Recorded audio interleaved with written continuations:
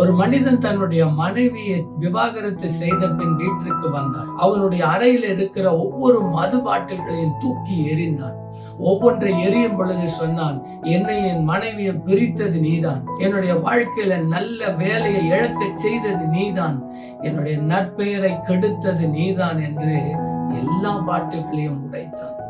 பாருங்கள், எல்லாவற்றையும் இழந்த பின்புதான் இந்த மனிதனுக்கு உணர்வு வந்தது. சிற்றின்ப பிரியன் தரித்திரன் ஆவான், மதுபானத்தை என்னைய விரும்புகிறவன் ஐஸ்வர்யவானானது இல்லை என்று சொல்லப்பட்டிருக்கிறது.